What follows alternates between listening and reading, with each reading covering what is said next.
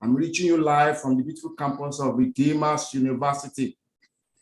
And can we see your face, sir? Okay, sir. I'm just trying to mind the bandwidth of my network.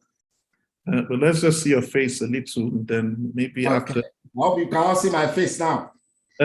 Just the bottom is cropped off, so you need to adjust better. Okay. Yes, now? we can see you. Okay. Now, let me appreciate the previous speakers. They've actually made my job easy. So the title before me is demystify the high cost, demystify the APC, high cost and the alternative. So I already started sharing my slide. Can I go on, or Mr. Wen, you do that yes, from your hand? No, you can proceed. Yes, you can proceed. Yes. Okay. Okay. So, yeah. You can switch off your video if you wish, just to ensure you've got good bandwidth. Okay. Okay. So, for my presentation this afternoon, I have the following outline. So, I'll just tell us the definition of APC. So, what does the APC stand for? Then the journal that uses the APC. How much does the publishing cost? Then what are the alternatives, which is my business this afternoon? Then funding of article and book processing charges. Because we cannot just be talking about OPC, we need to talk about books too. Then what are the alternatives for Global South researchers? What are the alternatives for Nigerians, the Nigerian scholars, Nigerian researchers? Then the urgent and necessary reforms for APC. I'm trying to move my slide from here. I don't know why.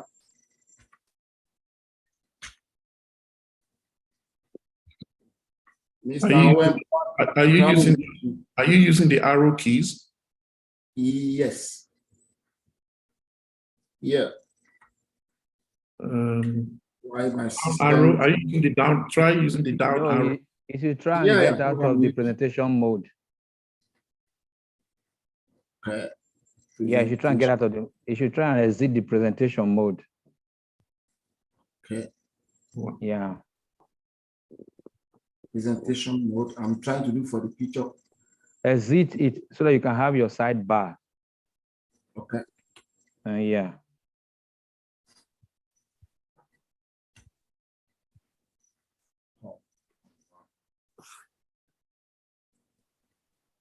You know, usually you click on presentation, it becomes a full presentation, then the sidebar where you see the smaller version of your this is done. Well, I think I have this now.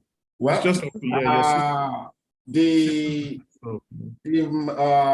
term APC is generally known as publication fee, which is sometimes charged to authors to make it a work available in a hybrid or an open access journal. And this fee may be paid by the author, the author's institutions, or the researcher founders. So some publisher waive the fee in case of hardship, geographic location, but this is not a widespread practice. An article processing charge does not guarantee that the author retain the copyright of the work. So after paying this APC, you still have to let the publisher have the copyright of the work. Then, what does the APC stand for? Scientific journals have a few methods to structure their budget. So most fully open access journals try to reduce the cost for reader by imposing costs on authors. Journals that impose costs on authors as a source of income mainly use APCs. Other subscription-based scientific journals get their funding from reader subscription, that is, subscription from libraries, of the research institute, and so on. So they also earn money through advertising, sponsoring, internal and external subsidies, donations, and endowment. And open access emerged as an important transition in scholarly publishing worldwide during the past 2 decades. So far, this transition is increasingly based on APC, which creates a new paywall on the researcher's side. The journal that uses the APC, whether or not the journal will opt for article processing charges, depend on the type of the journal. Fully open access journal usually require authors to pay APC. These are journals that publish articles that are immediately and freely available upon publication. While some hybrid access journals that promote their content using a mixture of open access and traditional subscription-based publishing may also require article processing charges. This typically applies to authors who apply for the open access publication method.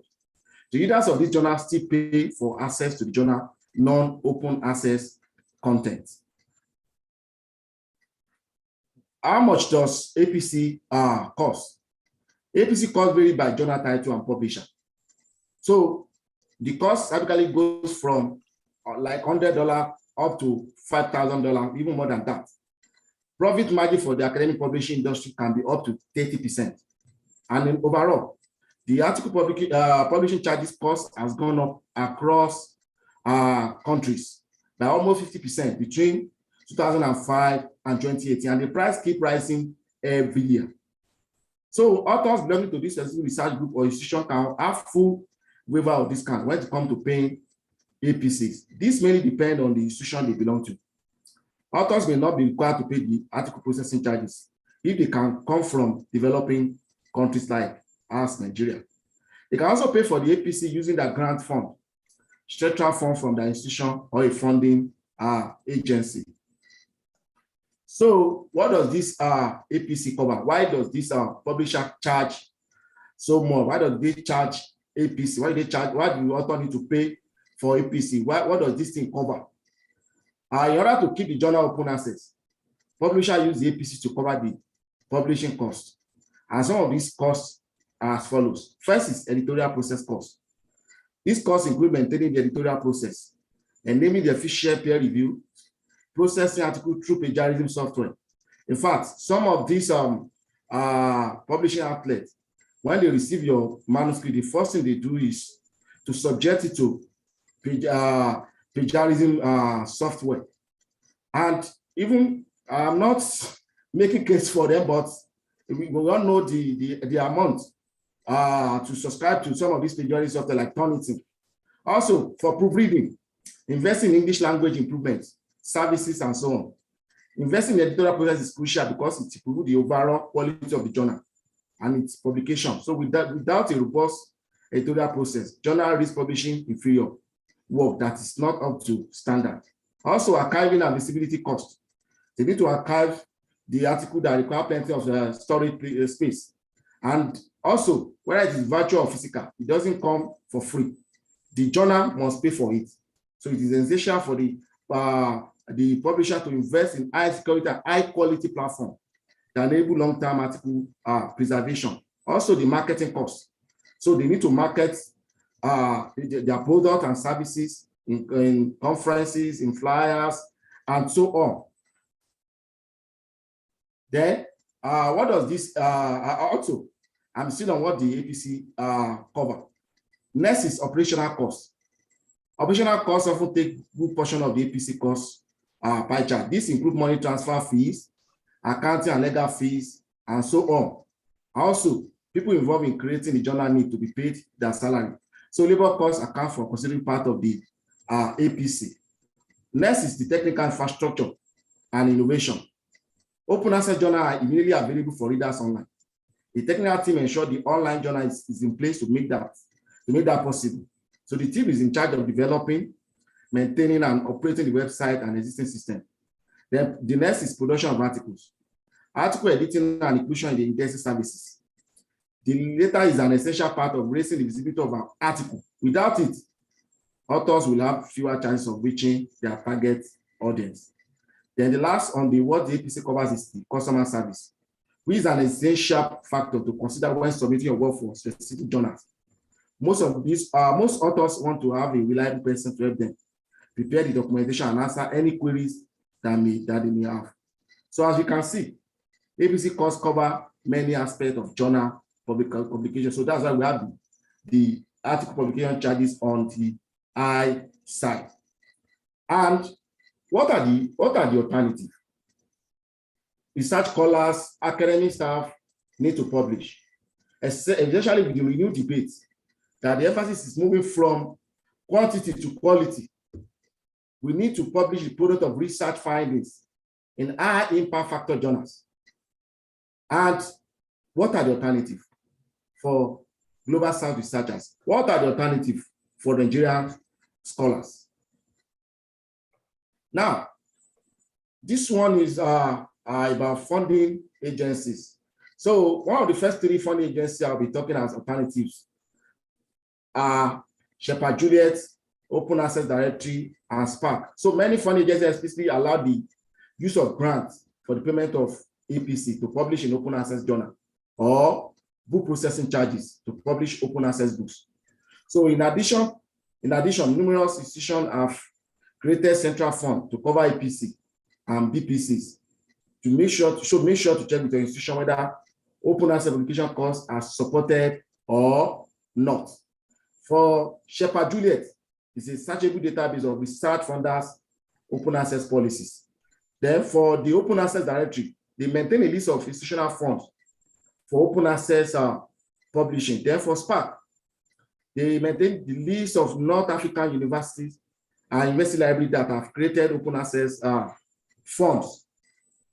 Now, for Shepherd Juliet, this is the interface. So an author can just go to the site and search for funders. When I was preparing this slide, I tried to search if we have any, I tried to use Nigeria as my keyword, whether we have any funder from Nigeria that we basically assisting the researchers from Nigeria with APC. I didn't get any, but when I used Africa, I got National Research Council of South Africa.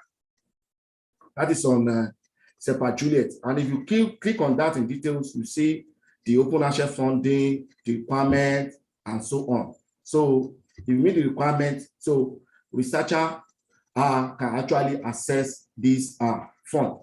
Next is the open access publication fund from Spark. So they list all the funding agency in alphabetical order. Then, as a Nigerian, as a Global South researcher, how do I benefit from all this? How do I benefit from this first three, that is Shepherd Juliet, Open Access Fund, and the third one?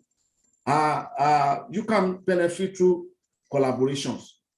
Probably you have a colleague that you are working, you are doing a research, a colleague in Europe, US, Australia, and maybe their institution, he has organization that they have a connection with these research funders. You can actually benefit. They're also through international associations, but here most of these associations are always based on membership and payment of annual due. So you are paying your annual due regularly. You can also benefit through your international association, chemical society, physics, and so on. They're also through international conference, research organizations, funders, sponsors, and so on. Now, the other alternatives are as follows. We have some publishers that you can actually, you don't need to pay for anything to publish. So this one is find low cost open access. So as of 2014, over 70% of journal index in DOAJ did not charge authors to publish. So for reference, I put it here. You can access article by Wester et al. Titled Cost Effectiveness of Open Access Publications. A notable example of open access that who do not currently charge fees, they include eLife, Open Library of Humanities, Oral Society Open Science. Then next is low-cost open access journals. Many open access journals charge publishing fee of less than $500. These fees are often lower than the submission, page, and color figure charges levied by many subscription journals. First, with low-cost open access journal is PeerJ. PeerJ has a lifetime publishing plan from $99 per author. Then the next one is Sage Open. The Sage Open charges $295 per article. Then the next is Equity Press. The equity Dr. press Bashir. open access journal average is $5 per article. Dr. Bashir, you have 5 minutes more. Oh, thank you. Then the next is to request for a waiver.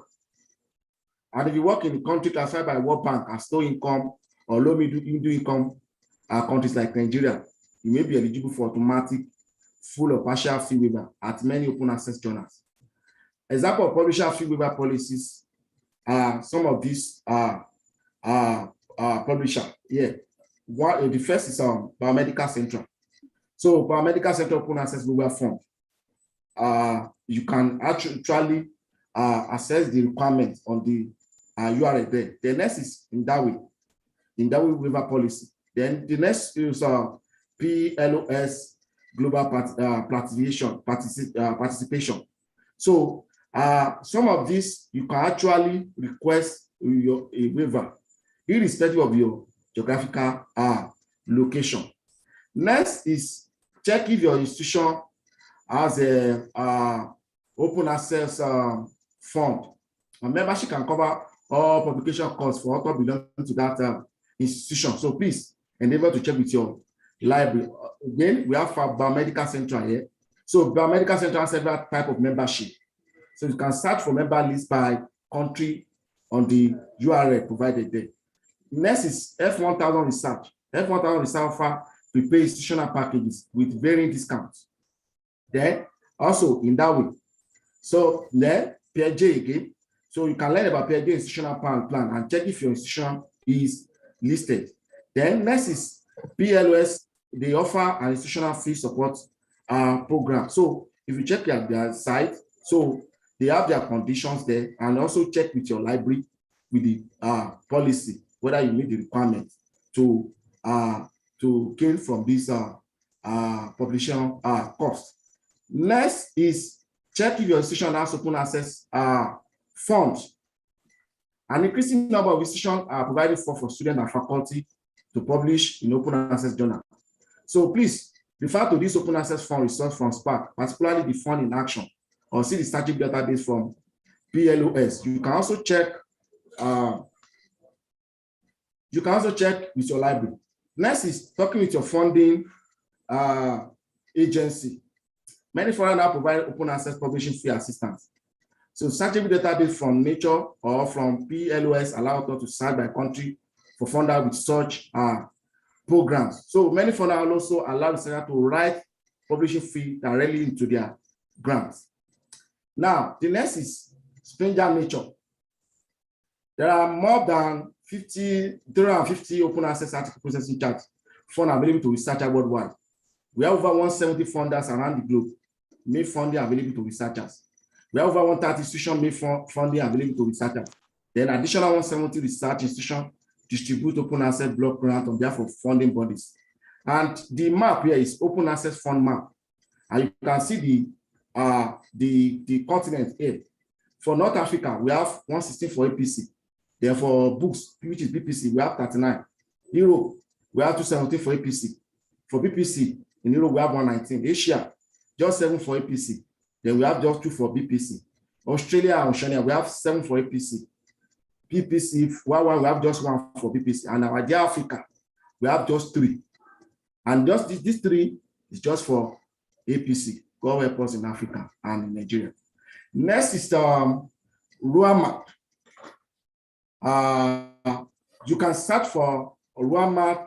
This RUAMAP is a database. It allows us to search for funders and institutions which policy that provide funding for open publishing. Again, I try to search whether we have any funders, sponsor, any of these organizations domiciled in Nigeria. No results. But when I put Africa, I was able to get National Research Foundation of South Africa. They also got one university in South Africa, University of South Africa, UNISA. So currently, we don't have any of these sponsors in Nigeria.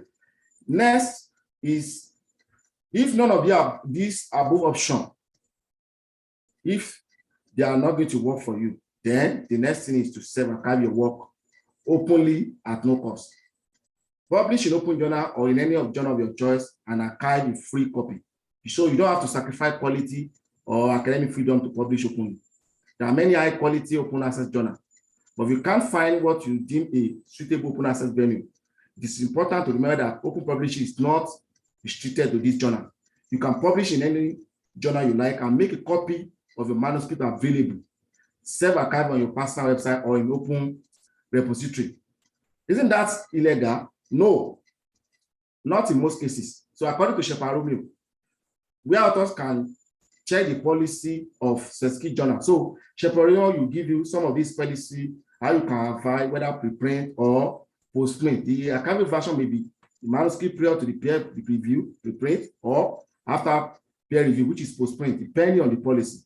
So notable examples. Dr. Bashir, Yeah. I'm sorry to come in. Sorry. Yes, it's an interesting session, but I'm sorry your time is up. Okay, can you just give me like 1 or 2 minutes to round it up? Okay, sir. Thank you so much. So where can I archive some of my whether postprint or preprint? So these are the apart from repository, the National Library talk extensively about repository. These are the self-archiving repository where you can archive some of your whether postprint or preprint, fixture, Zenodo, active, and so on. Then what the publisher won't let you archive. Some of them have no stated policy or do not permit self-archiving. Don't worry, you still have option. Ask them about the archiving policy. Negotiate your right to post your article. It is your work. Publish where you want, but don't lock it. Don't lock it up. Make it open. So the summary of everything is that being open doesn't have to be. You have to break bank. You have to break the bank. We know the dollar to naira in Nigeria today.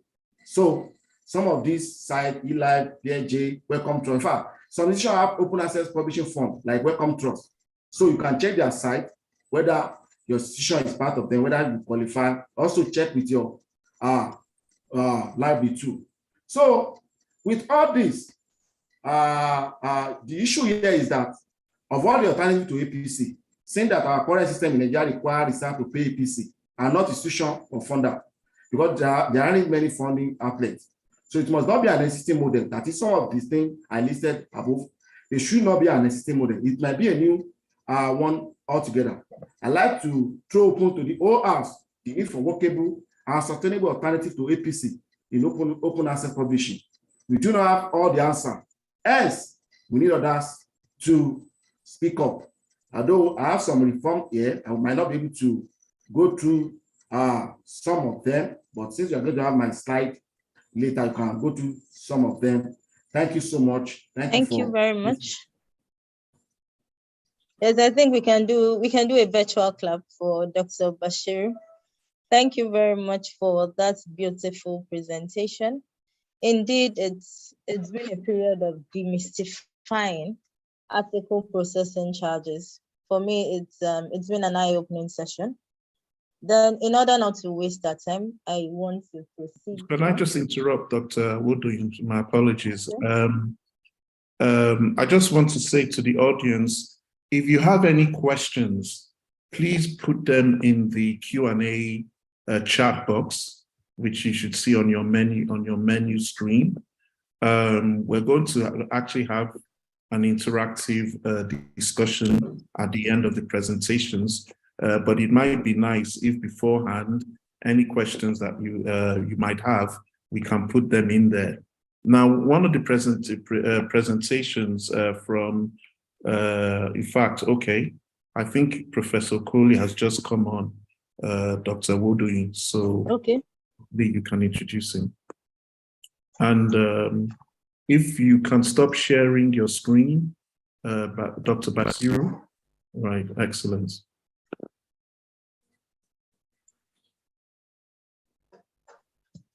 Do I have the floor now, sir? Yes, you do. Okay, all right. So, Professor Okoli, you're welcome back. Is he around now? I can see him, but Allah, is he fully on? I can't see his microphone.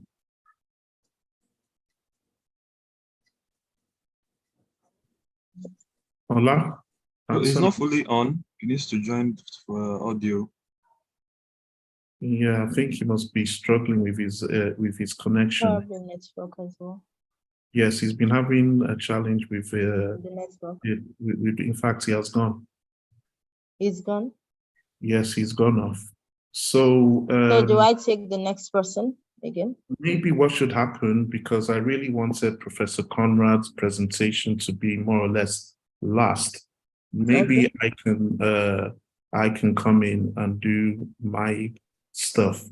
Okay. For the same reasons, the agenda actually talks about me doing a live demo of an open source journal publication platform called Kotahi.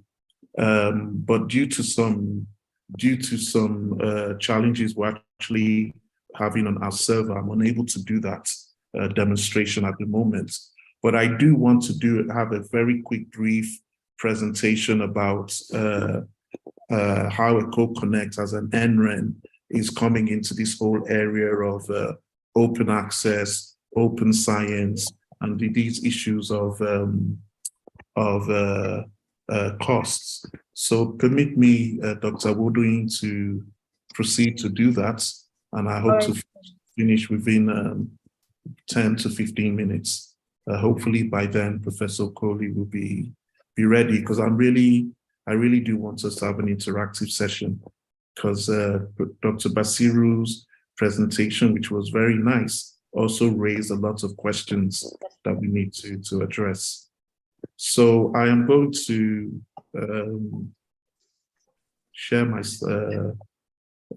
the screen and quickly go through this presentation.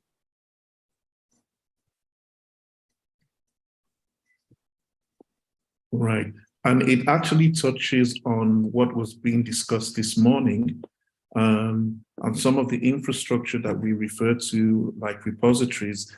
In addition to that infrastructure, we actually have publishing platforms as well. So I'm just going to quickly run through these slides, and hopefully during the Q&A session, I can bring hopefully a proper perspective to all of this. Now, most of the participants here, I believe, are lecturers, scholars, researchers, librarians, and I am none of those things. I'm actually an NREN infrastructure provider, and by NRENs, I mean National Research and Education Networks. We provide infrastructure to enhance RENs,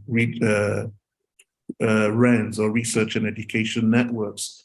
Most of you may be familiar with NGREN. So if you know who NGREN are, then Eko-Konnect is an organization in Nigeria that offers maybe different services to NGREN, but all the services we provide are to promote the use of research and education networks in the country and cloud hosting.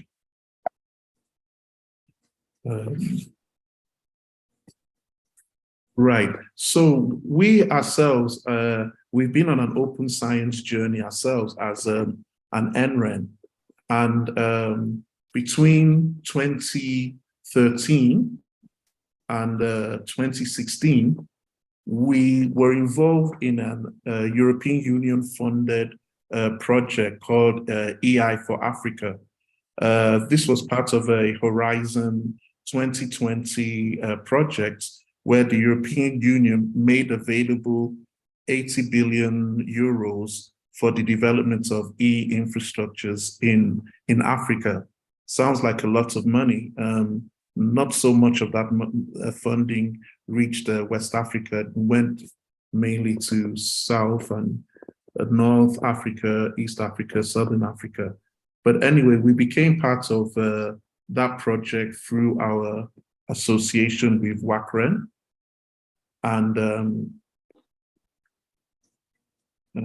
I too am having problems with my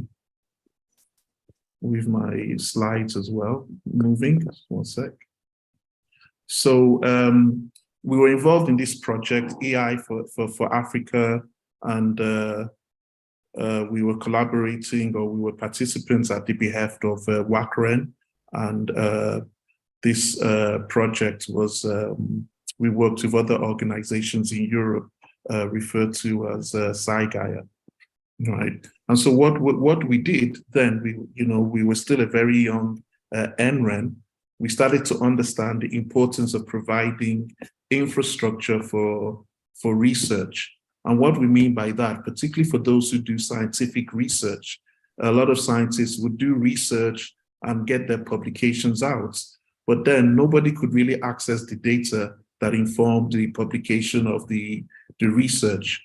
So we started to understand that as an NREN, it was our duty to be able to provide infrastructure that allowed researchers and scholars not only to see the actual publications, but to also be able to access the data upon which that research was done, so that collaborations could happen and research could be enhanced. So in embarking on various projects within this SciGaia project, we learned a lot, and we ran a lot of webinars as well to educate researchers, repository managers, librarians about the need for infrastructure that could enhance research and scholarly and research outputs. And then, of course, at this time, open science had become very prevalent and open access. So as an infrastructure provider, we collaborated with WACREN to start to host infrastructure in the cloud that cut across e-learning platforms, repositories, and cloud publishing platforms, trying to adhere to open access and open science standards. So alongside doing this, we became part of the LibSense movement, which is a Pan-African organization that brings in library, repository managers, NREN service providers to dialogue and find ways of providing support, infrastructure, policies that promotes the use of open science infrastructure, leveraging open access and open science paradigms. And so between 2017 and now, Eko-Konnect has been collaborating with different bodies, different organizations, all in the promotion of open science. And we ourselves are going on this open science journey. The whole idea of the open science journey is to try and get all our stakeholders to adopt open science so that we can make our work visible and we can reduce the costs of making our research and scholarly outputs visible to the whole world. Because there's a general idea among the global research and education community that less than 2% of research outputs come from Africa. And I don't think that is actually right. I think there's far more research going on in Nigeria and Africa, but it is not visible to the global community. One of the reasons is because in order to publish on international platforms, the whole process of peer reviewing, the cost of publications and article publication charges that the previous speaker mentioned, particularly in our current economic climate, is just very prohibitive. On top of that, you think about the awareness of management and our practitioners. That also seems to add to the challenge of getting our research and scholarly outputs out there. And from the initial poll that we ran before the session started, and if there's time, we'll run it again, the whole awareness of open access and open science among our librarians and among our researchers is still relatively low. So we've been engaged in all kinds of activities, webinars. If you can see from the slides, all kinds of workshops and symposiums and conferences that we've been engaged in to help provide advocacy and awareness to our user community in Nigeria. So what we've also been doing as apart from the advocacy, the training, and the workshops and collaborations with local and international partners to push the message out there, Eko-Konnect as well. We have a cloud platform where we try to provide some of the infrastructure that is needed in support of open science. And those of you who were in this morning's session would have also seen my discussions about that with regards to repositories as well.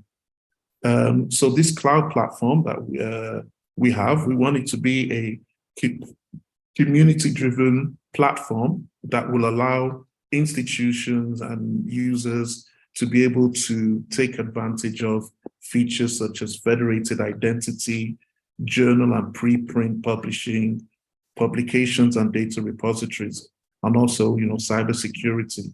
So when we hear about the huge costs of publishing journals in global platforms with very high prices that can run into thousands of dollars, even for some open access platforms, the cost can be quite prohibitive.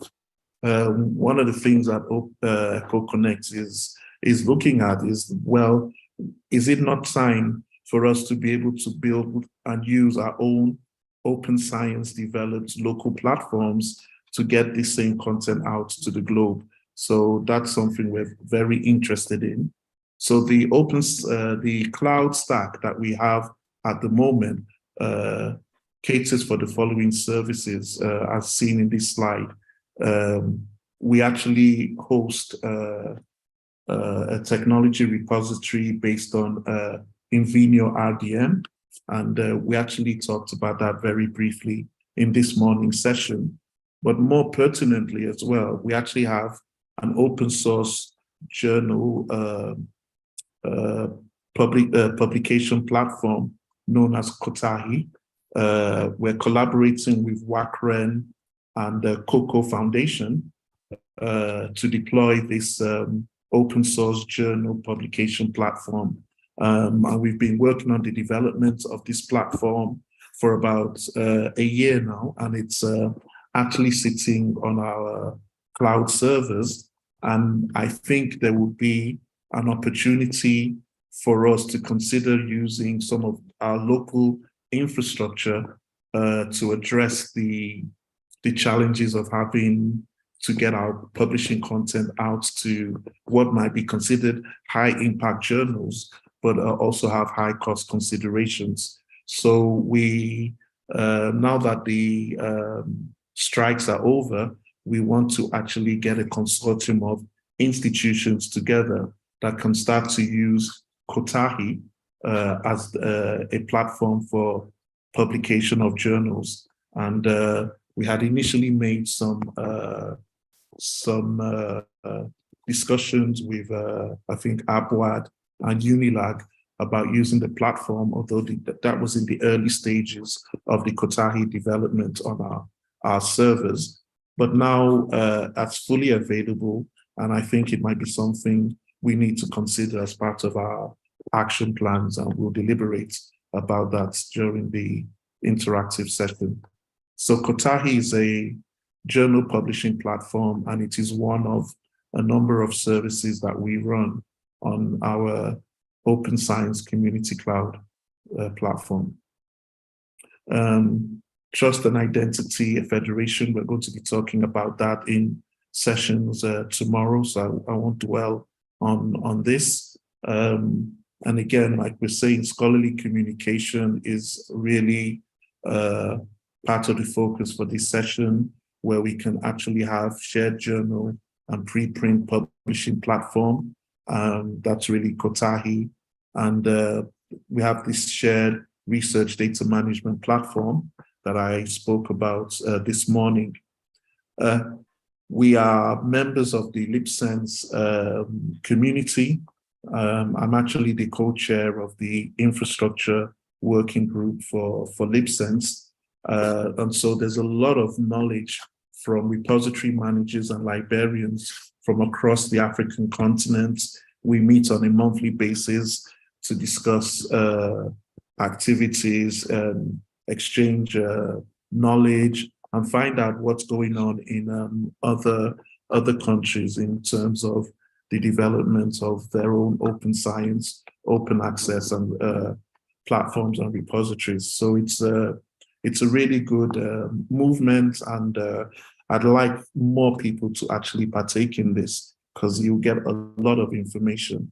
And as I said from the previous slide, we are in partnership with Cocoa Foundation to utilize Kotahi as an open source journal publication platform for the reasons that have been mentioned in Basiru's presentation. And I think Professor Coley might also be addressing some of those issues as well.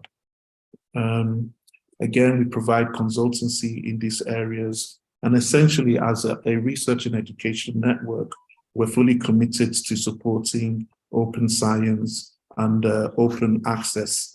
We're by no means experts, like I said, we're not subject matter experts per se, but in terms of policies and provision of infrastructure to enhance and promote open science and open access, or to educate our community on how to utilize these paradigms, then we're very much involved and very much vested in doing that.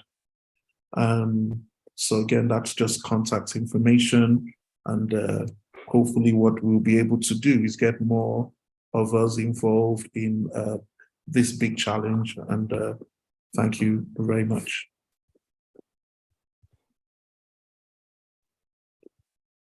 Thank you, Mr. Owen, for the eye-opening session again, for telling us about what Eko-Konnect is doing, and then about the Kotai. I'm sure it's been informative for everyone here. So for the benefit of those just joining us, if you have any question as a result of the presentation, please just make use of the question and answer button. And at the end of the session, all questions will be answered. I think we have Professor Okoli now. I think he's with us now.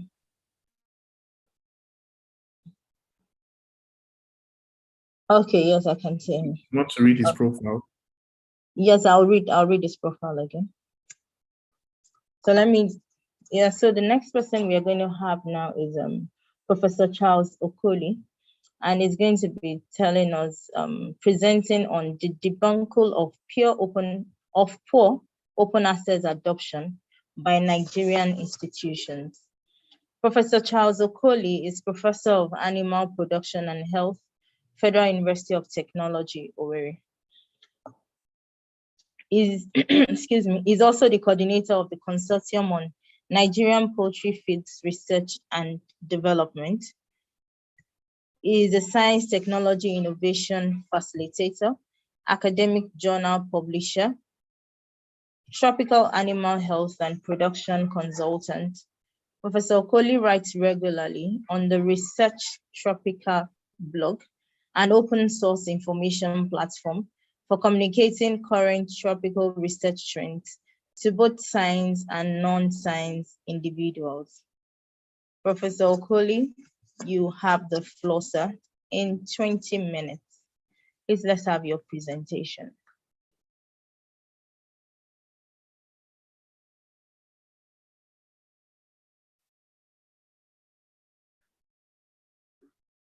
Am I on?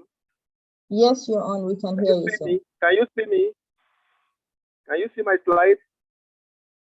Not Hello? yet, sir. I can hear you, but I can't see your slide yet. Professor Okoli, I Yes. think what we will do, because of the bandwidth challenges I think you are having, I have your slides here. So maybe I will share your slides and then you can talk through and just when you need to move to the next slide, just say next and I will move the slides for you. Maybe Okay. that will work. So let me share my screen and try and bring up your presentation. Okay.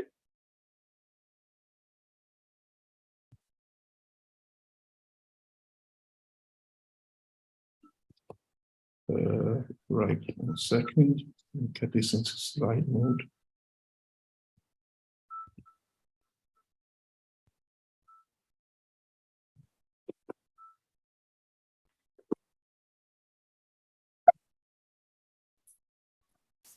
Hello? Hello. Yeah, it's you, sir. Yeah. Can you see me? Okay. Do I start? Yes, Prof, you can start. Okay. Good afternoon, everybody. I'm very sorry for the network challenges that I've been having, and it's one of those things that we're talking about, that open access platforms are being challenged by appropriate infrastructure and other things that are needed to make the adoption seamless. I thank the organizers for giving me this platform to talk about, to share my thoughts about the things that I know about open access publishing in Nigeria. The topic is very important because it puts in there is a disconnect between the major stakeholders in the country and what is happening in the world. Please, the preamble, please, preamble. We are still on the preamble. Hello?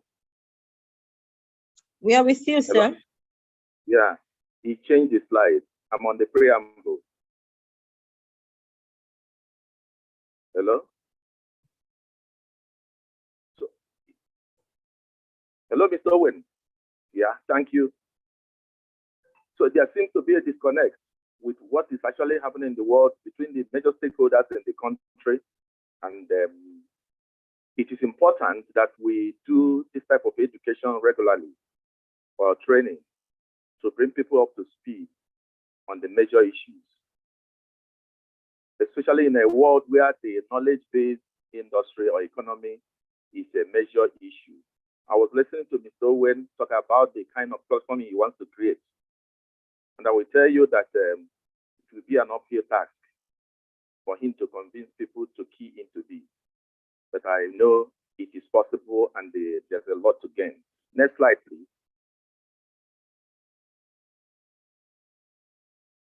Next slide, okay.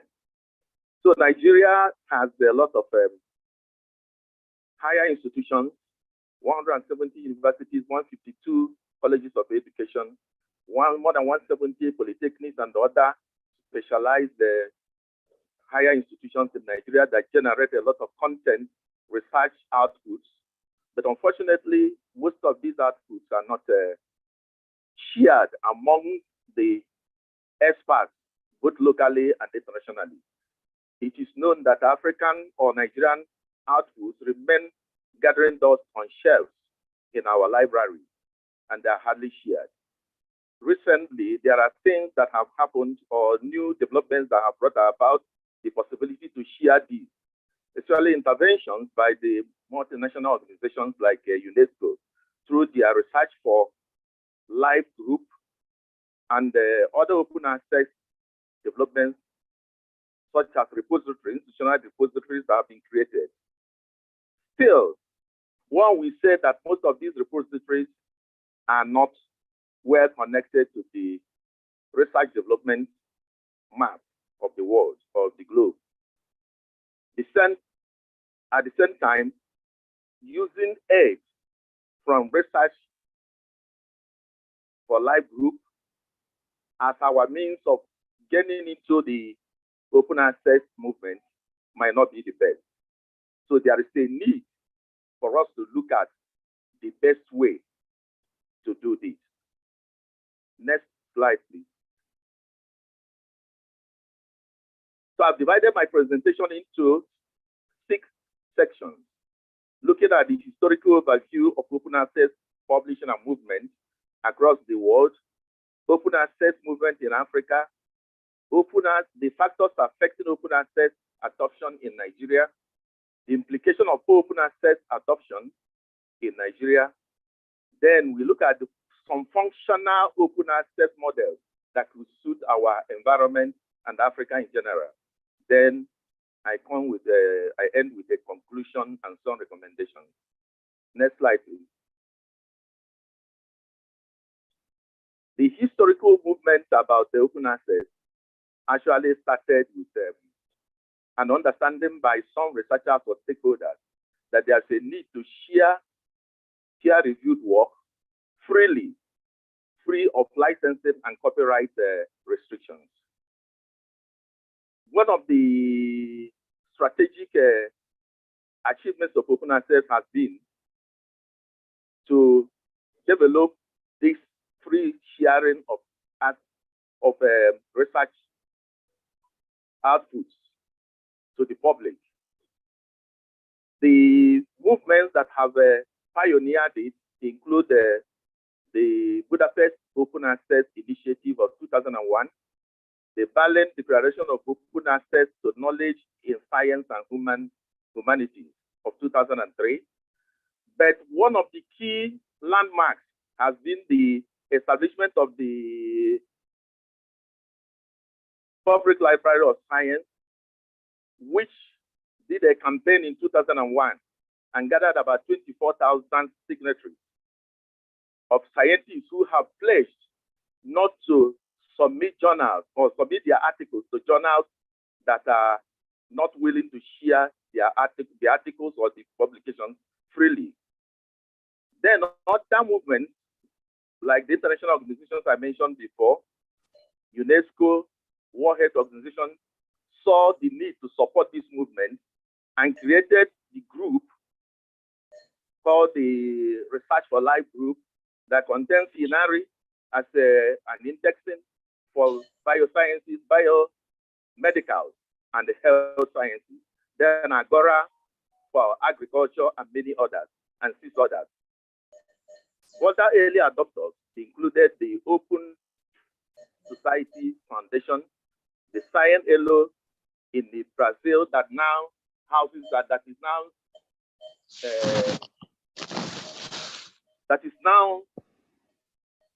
has about 13 countries in its membership, and many others, including Biomed Central. Next slide, please. So open access movement in Africa and Nigeria. Like I said before, the Research for Life group, which is actually an aid organization that makes available quality scholarly publications to third world countries, like low-income countries. Let me say low-income countries, not just third world. Nigeria has and Africa has benefited from this movement or from this gesture. But again, it's an aid. It is from outside to Africa and not from Africa to Africa. Then you had the Wave 2 for knowledge movement or training workshops that we are organized by, again, international organizations. I was a recipient of this in 2013.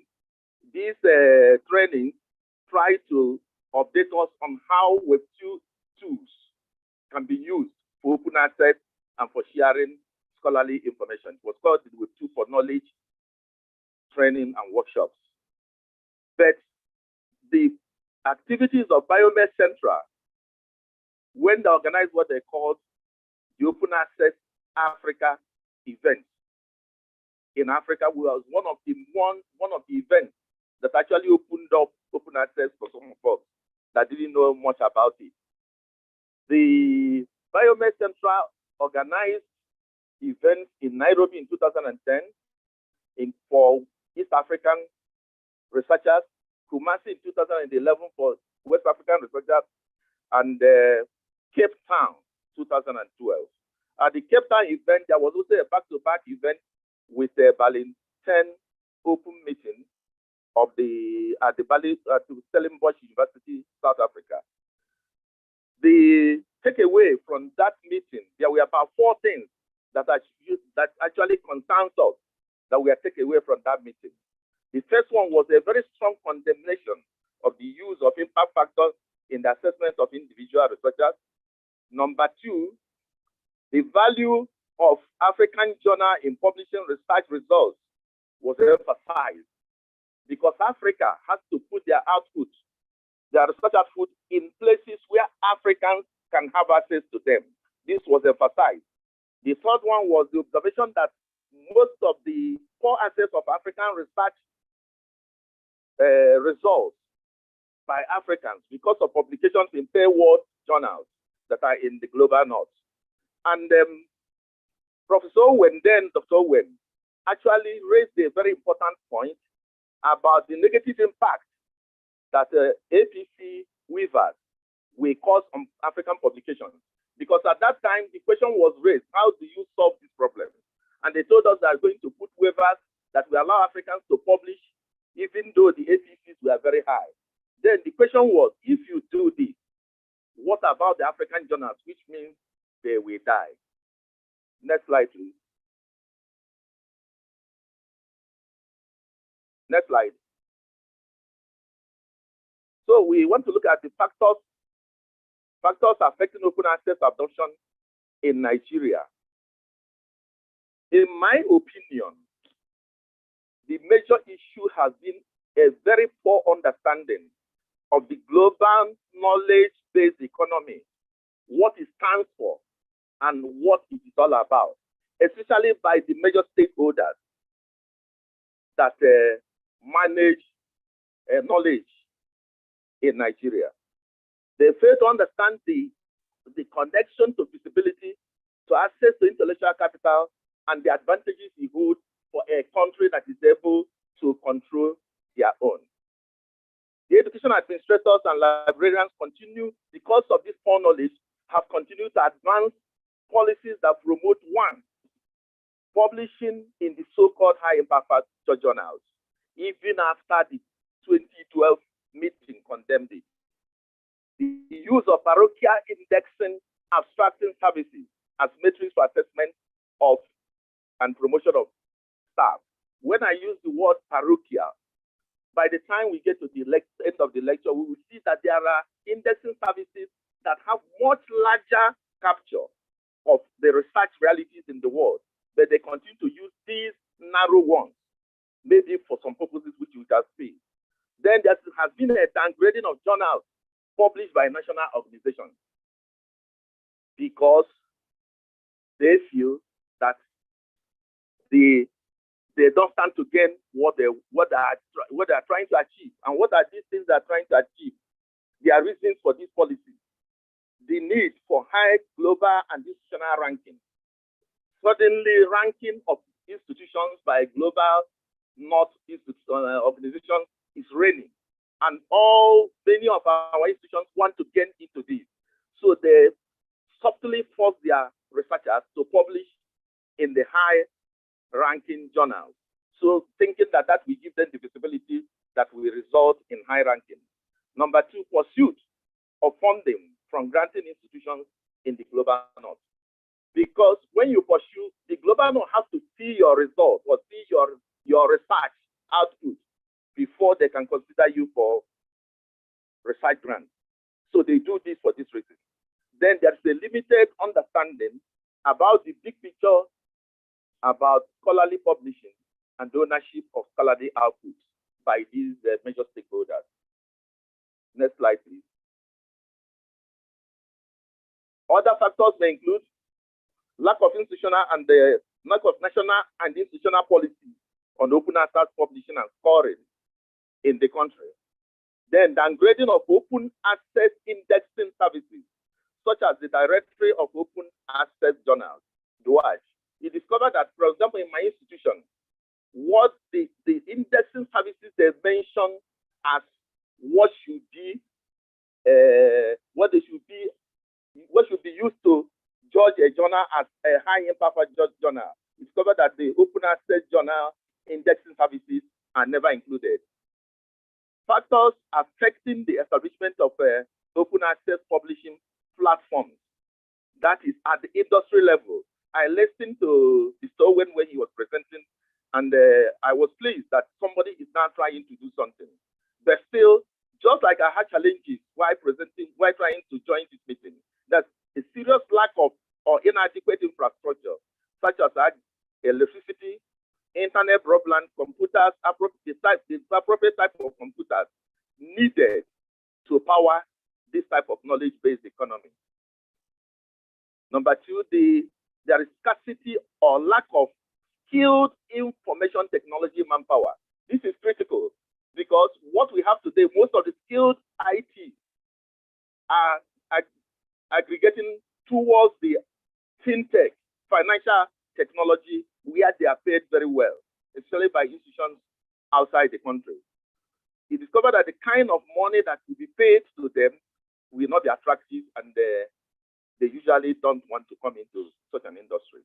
Poor assessment scores for papers published in open access journal discourage researchers from submitting articles to both local and offshore open access journals.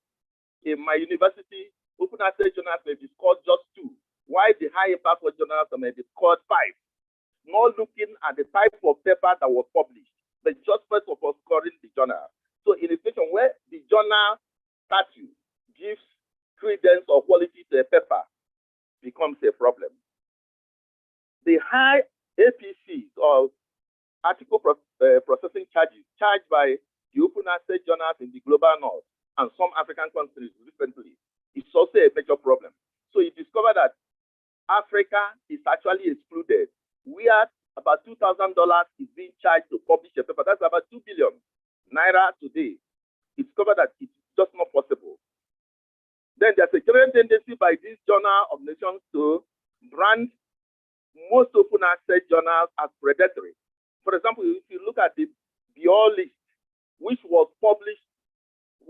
discontinued in 2017, it excluded Intake Open and Frontiers and the MDPI journals, and they regarded them as predatory. Even when the thing has been stopped, they removed the list in 2017. Many publishers on many articles are still being written today using the BIOR list as their database for assessing journals. Next slide, please.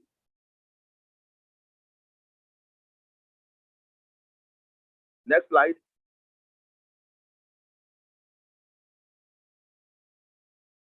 This was the next slide, Prof. Okay, thank you. Okay. So looking at these things, what are the implications to the country and our economy? There are major implications.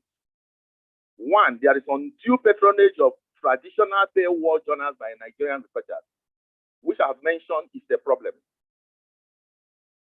Two, the hybrid model adopted by some of these traditional publishing houses restrict the Africans to the paywall option because of the exorbitant APC.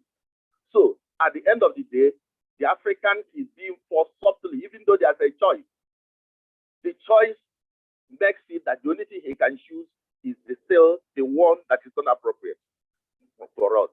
Number three, editors of high impact journals may dictate the type of research done by Africans and Nigerians. Once you understand this, because if a journal is published or housed in the global north, the kind of paper you will accept is the paper that will suit that journal.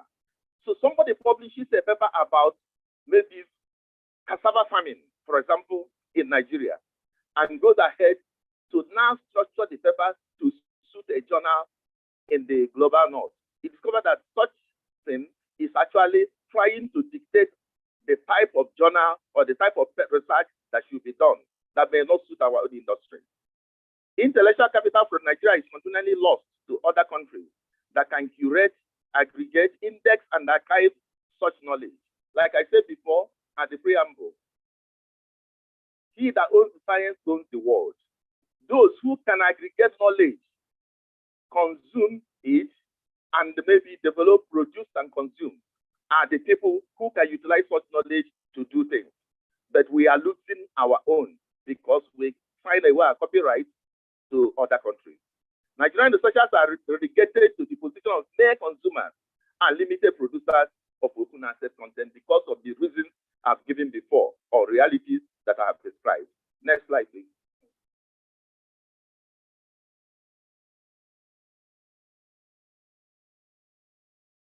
Now, it is not all bad stories. There could be functional, there have been some functional open access models that suit Nigeria and Africa, and we need to look at them. But first, Africa needs to look inward. The type of project that Mr. Owen and Eko-Konnect are venturing into is actually what we need.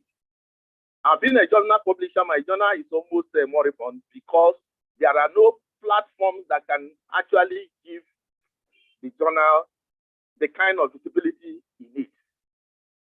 So there's a need to embrace and cultivate suitable open access strategies. There is the green and there is the gold.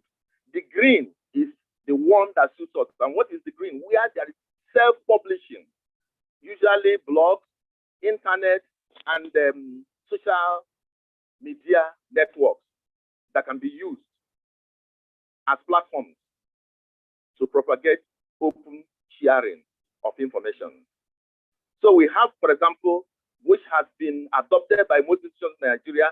In photo, we have the photo space and the many other universities you have, the national or the institutional repository. Then you have the Web 2 for knowledge-based platforms like the ResearchGate.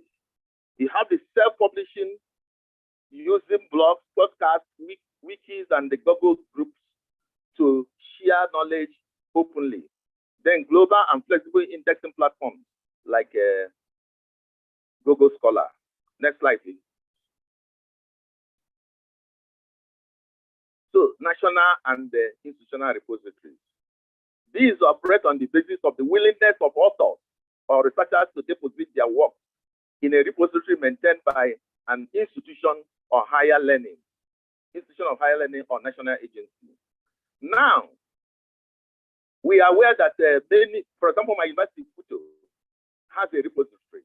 But the question is this: are these repositories connected to the global open access development map or network or system? It's discovered they are not. Many of these, the only way you can access documents in the repositories is for you to have a user ID. And most of the time, the user ID is the staff number. So the thing is there, but it is not really connected. It is still just a library, a local library in digital library in that university. Institutional repositories should be connected to global libraries, and they should serve as access to either to restricted peer-reviewed literature, and also serve as links for sharing local research outputs with the rest of the world. Institutional repositories as an archival model of open access should therefore be able to provide global visibility to Nigerian research outputs when operated professionally. Unfortunately, my opinion is that they have not reached to this level. I was a member, I subscribed to Stellenbosch Sun, which was there, and I having access to most of the documents they had there. When you subscribe to Stellenbosch University, their repository is called the Sun. And the other thing is that our Nigerian institutions repositories rendering these services, of course, I think, in my opinion, they are not rendering service the way it should be. Next slide, please. Sir, Professor Colley, sir, please, you have 2 minutes more. Okay, 2 minutes. Thank you. Yes, sir. I think we can give him a little bit more time. Okay. Because we may overrun the 3 o'clock the way things are looking, and this is a very Thank you very much. I'm almost there. Yeah, it's a very insightful presentation. So ResearchGate is based on social media as a means or a platform for open access knowledge sharing. ResearchGate is a German commercial academic profile and social networking sites established in 2008 for sharing papers, asking questions, and finding collaborators. It is for researchers. It's an academic profile. Members can upload research outputs on their web page within the profile or within the ResearchGate. Full journal articles, conference proceedings, and book chapters can be uploaded. Data, software, results, even negative results, patents, and research proposals can also be uploaded. So what are the benefits to the South, to the global South, for this type of platform or this type of model? Major one is the platform for sharing articles published in remote African journals that don't have, the journal may not even have internet visibility, but papers published here can be shared by the authors themselves. Then article PDFs uploaded on ResearchGate become free open source scholarly articles, often indexed by Google Scholar. Now, the beauty is that there are metric calculations. Some metrics are calculated for papers that are uploaded there. They have the number of reads, they have the citation, the H index, and the research interest which they recently added for members and their affiliate institutions.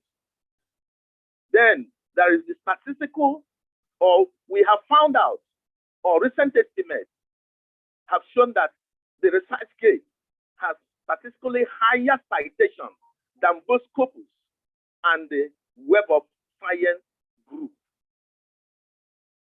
Meanwhile, in our institutions, it is Scopus, Web of Science, that is what they call their definition of high impact. But this particular platform, ResearchGate, has more citations than these two. And that is why I said that these other ones are parochial. They are not broad. Major sources of scholarly literature, it has become, or ResearchGate has become a major source of scholarly literature for researchers, for people in the global South. Next, please. Next, please. Google Scholar. Google Scholar is a freely accessible web search engine that indexes full text or metadata of scholarly literature. What are the benefits? It provides worldwide visibility and accessibility to scholarly information from all disciplines, makes scholarly information searchable on Google Scholar and even Google, calculates and displays the citation, the H index, I-10 index of the individual and that of the affiliated institutions. It displays detailed citation for each article, thereby serving as a link to similar literature. Again, it has statistically higher citations than ResearchGate, Scopus, and Web of Science as at January 2022. So again, it serves as a much better platform for ranking and for metrics for people in the global South. Next, please. So what are the, looking at these, what are the conclusions I have made and recommendations? One, conclusion, Nigeria has not benefited fully from the relative successes of the open access movement in removing barriers that hinder access to scholarly information and providing platform for free online access. The country lacks a national and institutional policy. Conceptions about open access and the poor IT infrastructure are major constraints to the adoption of open access in the country. And what are the recommendations? They're simple. National and open access policies should be developed. Very critical. This is key. Functional, national, and institutional repositories should be built and integrated into the global open access dynamics. Number three, educational institutions should lay less emphasis on the use of high impact factor journals in assessing individual researchers. And finally, interested entrepreneurs, including academics, should invite credible open access platforms in the country or in Africa. Thank you very much for listening.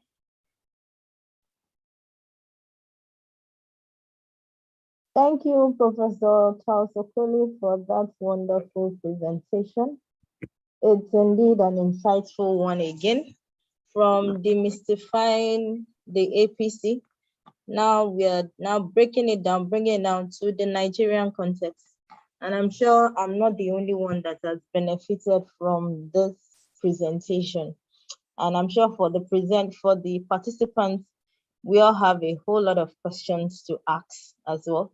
Please drop your questions using the question and answer button.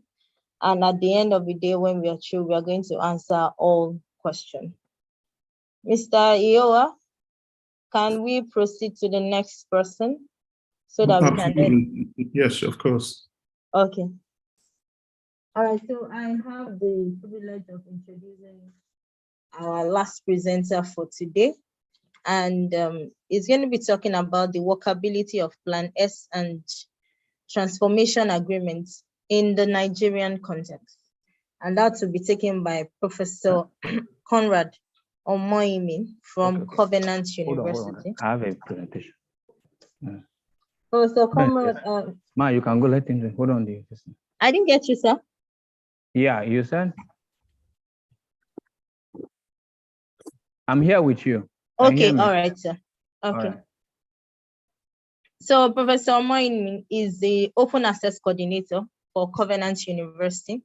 He's a professor of plant biotechnology, a biostatistician with expertise in statistical reasoning and big data in molecular biology, with a particular interest in underexploited African species, biodiversity conservation, and molecular systematics. Is actively involved in open science access advocacy for future and better African contribution, and is the national contact person, Open Access 2020 coordinator, Open Access Science at Covenant University, an environmental impact assessor, and a member of the National Research and Development Standard Committee. He is a senior faculty, the immediate past dean of students, and the head, the Biotechnology Research Cluster Center at Covenant University. So the next voice you're going to hear now is that of Professor Omoyimi. Prof, you have the floor, sir, in 20 minutes. Can I make my present? Can I present from here, or you tend to roll it from that end, please? You can present, share your slides and present. Right. So we'd like to see your face if possible. All right. Can you see my face? Am I? Okay. Yes, we can. Yes. I'm visible. Okay. Good afternoon, everyone, and thank you for having me. Absolutely. I'd like to thank God for the lives given every one of us. This afternoon, I'll be trying the next 20 minutes or so to speak on the workability of Plan X and the transformative agreement in the Nigerian context. Right away, I'd like to quickly state a few things regarding Plan X. It's actually an initiative for open access publishing and requires scientific publishing resort funded by public grants. It was launched in 2018 and supported by Coalition X, where the name comes from, Plan X. And it commenced in 2021. The initiative was born out of cooperation of a group of national research funders, particularly in Europe and other international organizations. And the Europe Commission and the Euro Research Council are heavily involved. It's a decisive move towards the realization of open access and the complete elimination of publication paywalls in science. And in one of the achievements of the Open Access 2020 initiative. It actually has about 10 principles. I won't talk about them here, but I'll use them as a tool for looking at the workability as we go on. And on the other hand, transformative agreement is, like it says, an umbrella term describing agreement negotiated between institutions, government, and any other body that's involved in research publication. And particularly, the purpose is to repurpose subscription to support open access publishing. So the idea is to, in simple terms, move, using transformative agreement, move the financial support from that of subscription-based, traditional subscription-based system to that of open access based system. And it's a hope that we'll eventually come to that point where open access system becomes the dominant model that we have globally. So, for it to run or work, funders require compliance, fulfill the requirement of local and overseas funders, and open access is key. Whatever we're doing at the transformative agreement, open access is the central thing. So, and we're moving away from what you call a subscription-based system. And then is also to save costs, which is a key thing and a troubling part of the open access publishing initiative. One of the things that's evolved from the open access pursuit is the sudden high APCs that we found ourselves struggling with, which itself is a tactical move to stuff out the open access drive by the big publishers. So,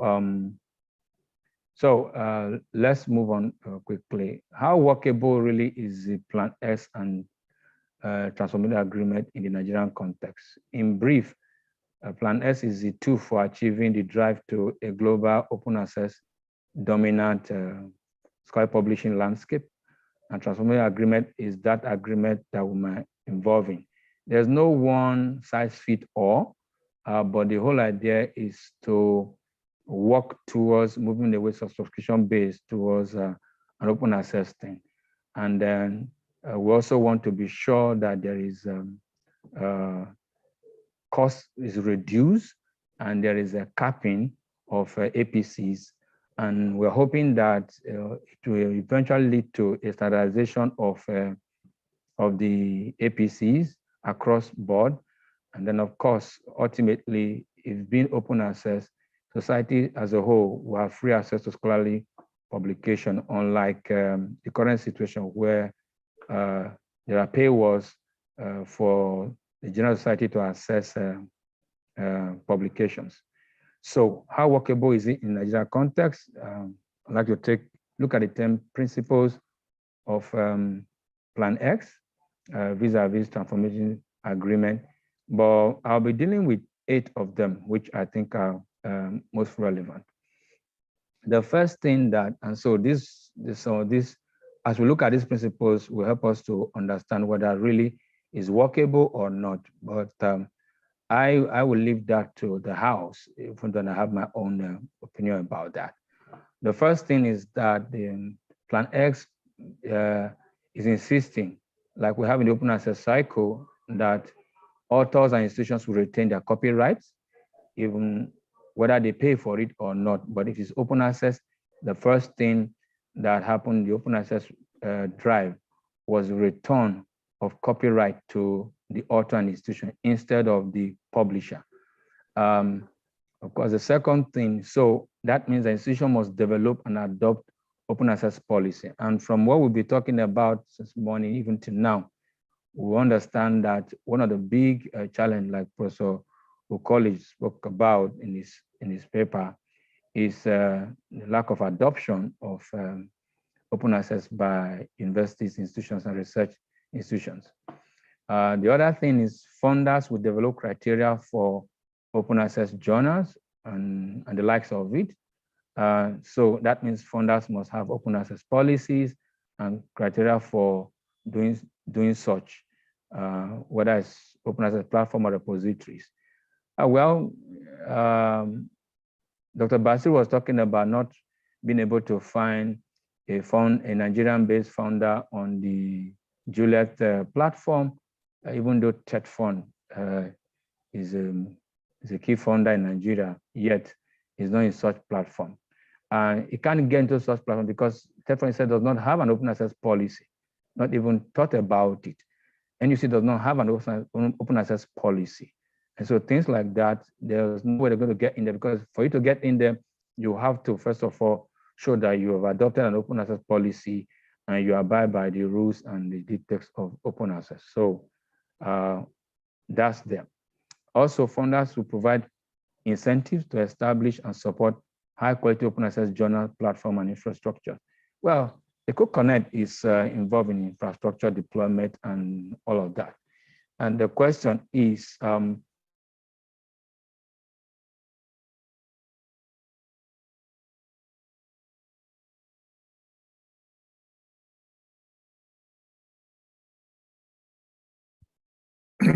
yeah,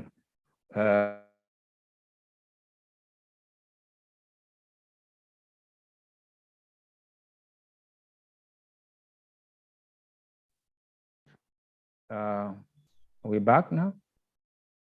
Yes. Okay. Can you see my slide?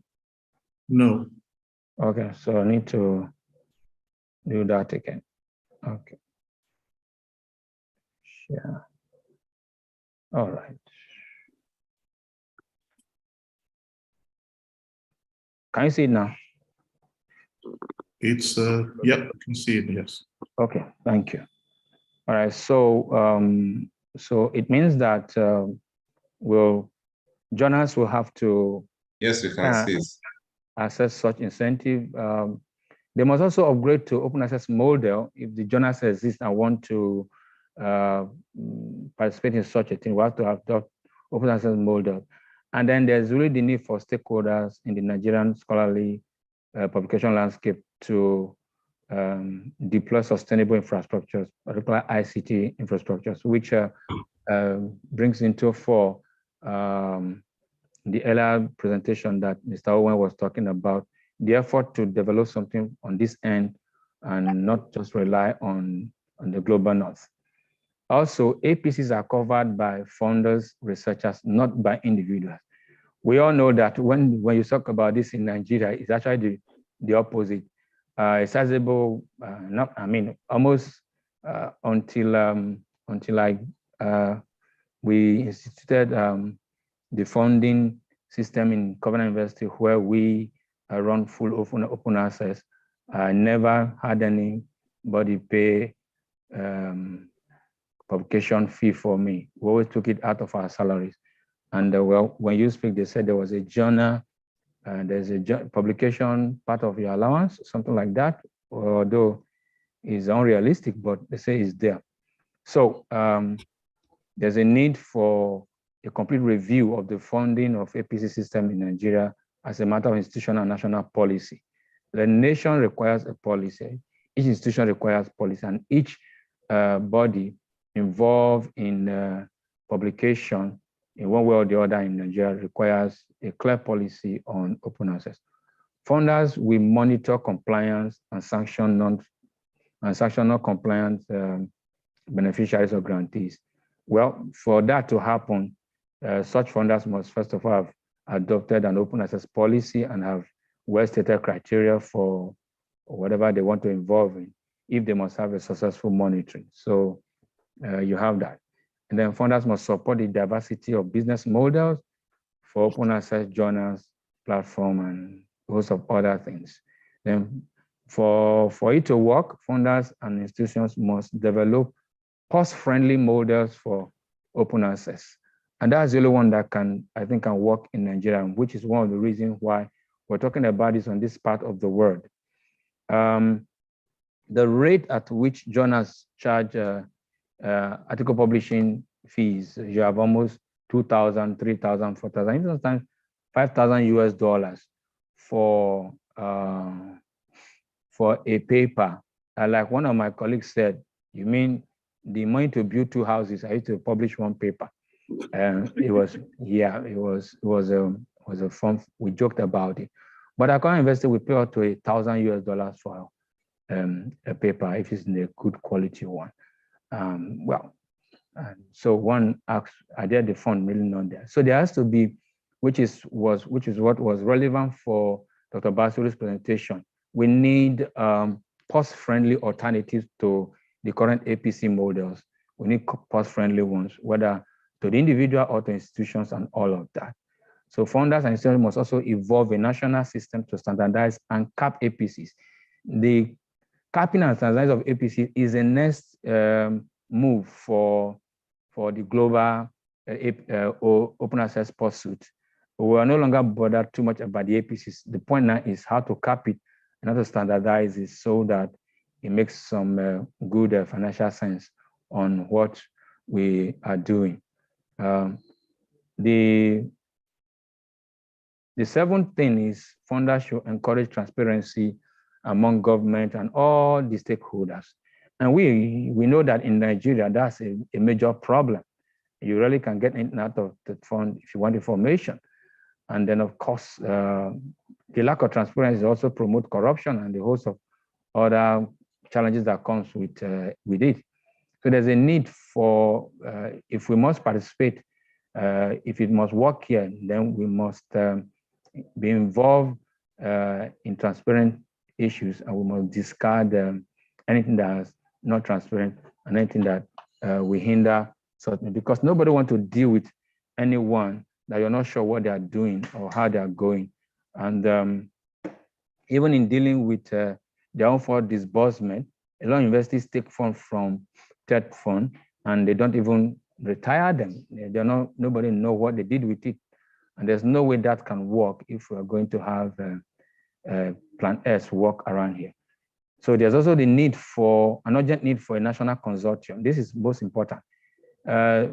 Right now, what you actually have is a divide and conquer method that the big publishers are using for those of us in Africa and Nigeria. Whatever they have for you is just you and your institution, but there's a need for a national consortium. And the South African one you keep seeing there, the head of the consortium is a friend, and they've been working and negotiating and do a lot of things over time to make sure that the CVS and the pluses and all and the BMCs, they negotiate with them.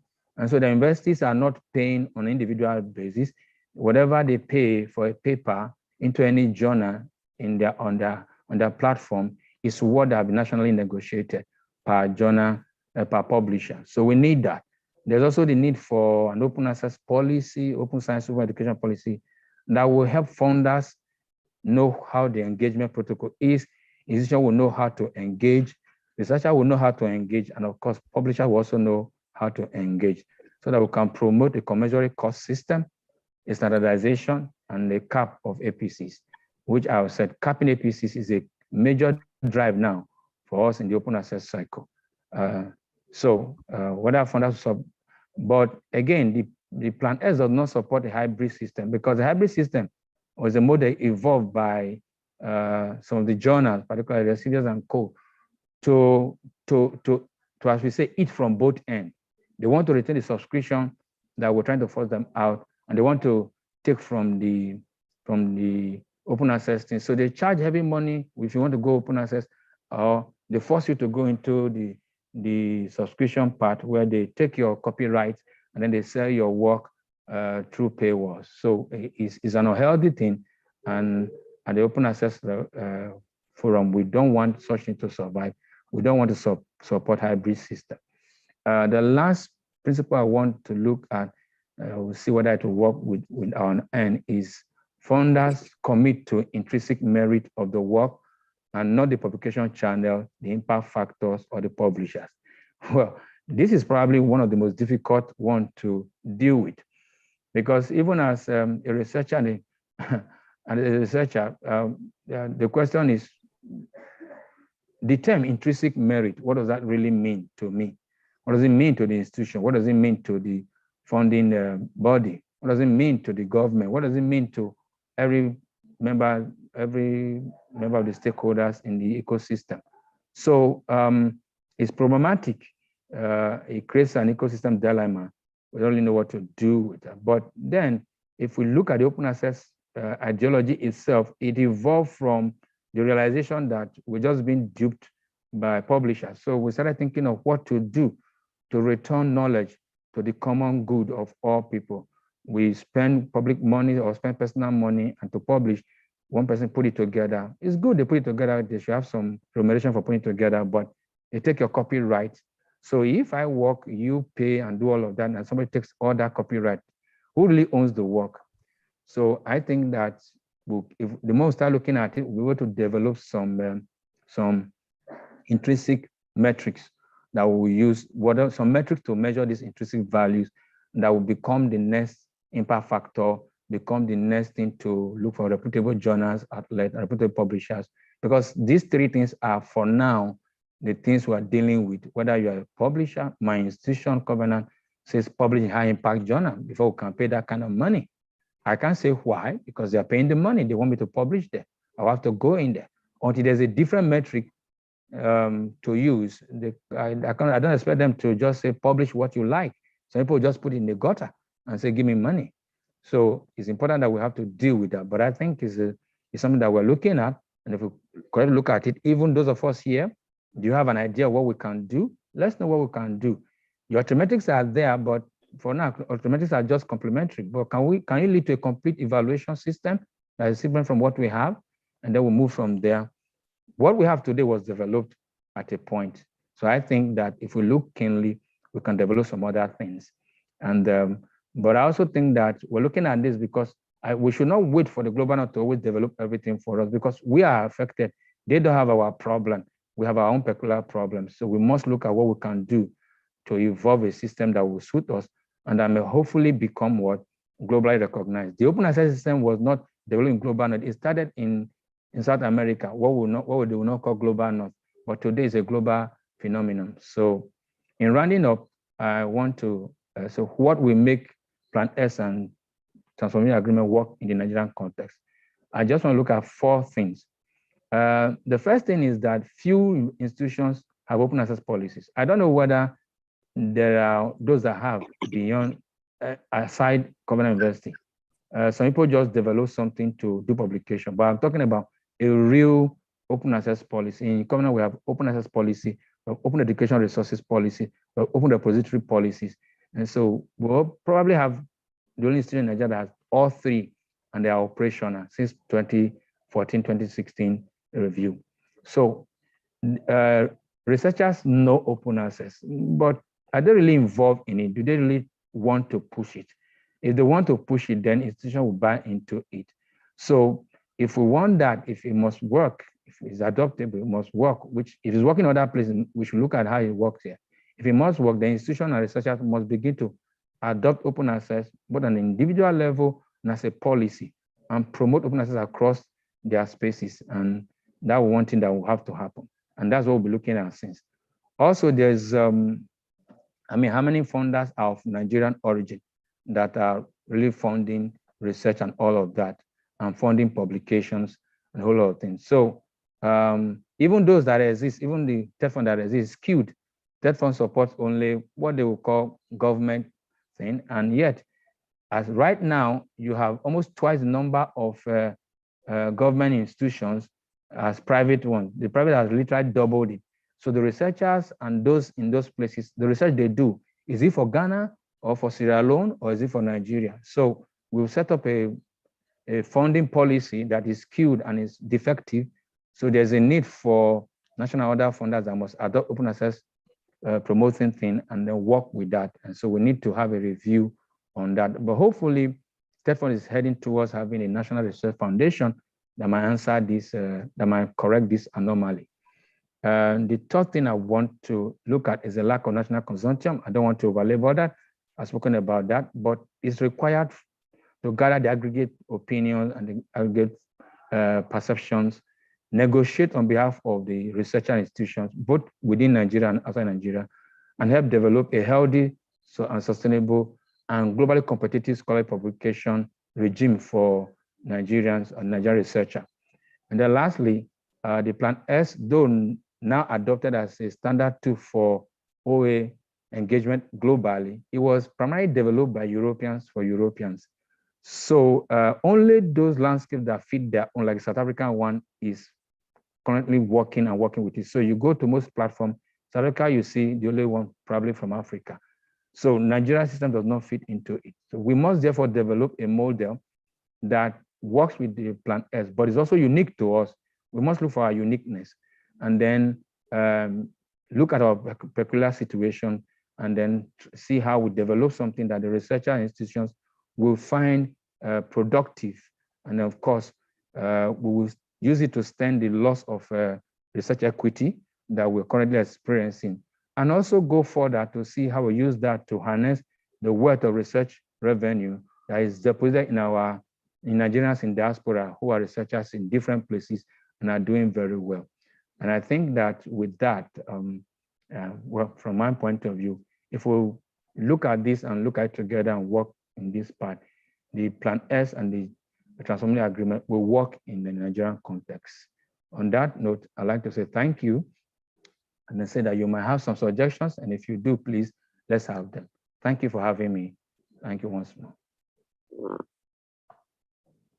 Oh, thank you, Prof.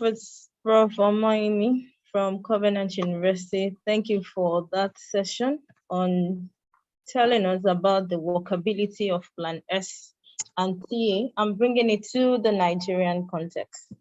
That was an insightful one. And at least you've also told us that the problem isn't about having a policy. We don't have a policy in most Nigerians, and that is what is affecting us. And having said that, thank you, sir. Mr. Owen. Yeah. You mentioned. We sir, just. Yes. Yes, sir. No, you're going to. Yeah, go ahead. Oh, okay, all right. You talked about the Kotai platform demonstration. I don't know if you're still going on with it. No, I think right now it's even more pertinent just because we've gone past the 3 o'clock exactly deadline. If we could actually spend 10 to 15 minutes having a conversation right now, because a lot of very pertinent issues have been raised by all the presenters actually. Exactly. And I do want to thank Professor Mohimi, Professor Kole, and Dr. Adetomiwa for very insightful presentations. What I heard during Professor Conrad and Professor Okole's presentations is that this whole drive for open access has been started since 2001. In Eko-Konnect, as in from my presentation, we sort of got engaged in open access advocacy in 2013, and we are exhausted. So to hear that open access initiatives have been ongoing since 2001 is pretty amazing to me to hear, with very little evidence of it in Nigeria. And Professor Kole did really elucidate some of the issues about the debacle that is taking place at the institutional level. But I think in these 15 minutes, and please crave our indulgence because it's such an important issue. I would like to hear from some of the audience what their experience or lack of it with regards to open access actually is, because this is really quite alarming. So are there among the participants those who have published papers? What is your experience of this challenge? Or are you even familiar with publishing in open access platforms, or what is the policy? You know, who is dictating these archaic policies in your institutions that Professor Okole referred to? So I'd really like to hear some comments, first of all, maybe for the next 5 minutes. We will round up by about 3:20. But can anyone really, just by raising your hand, if you want to make some comments on this? I think it's very important to hear. So please, if anyone has, okay, I'll come to you, Doctor. If are there any of the attendees that wants to make a comment? Okay, we have Dr. Matthias Gabriel. If you can unmute your mic, can we have your comments, please?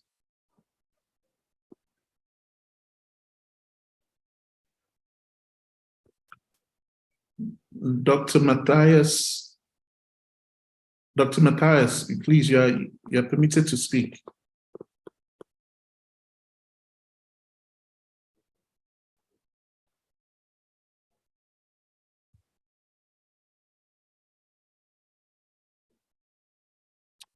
Right, Dr. Matthias, we're not hearing you. So maybe you want to put your comments or question in the chat box. So let me come to, was there any other question? Anybody else want to comment? And really, we really want to hear from the audience.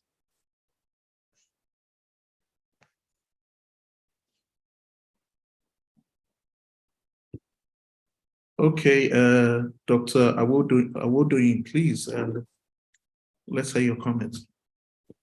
All right, so thank you, sir. Yes, my comment is, I think one of the issue when it comes to open access, it's for most publishers, it has to do with, for authors rather, it has to do with the issue of timing. For instance, if you want to publish in an open access journal and you submit your article, you have to wait for endless months before you're going to hear feedback.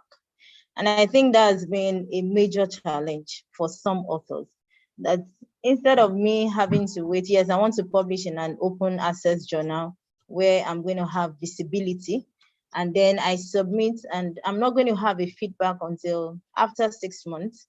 And after the 6 months, when I hear the feedback, sometimes the feedback is not even going to be positive.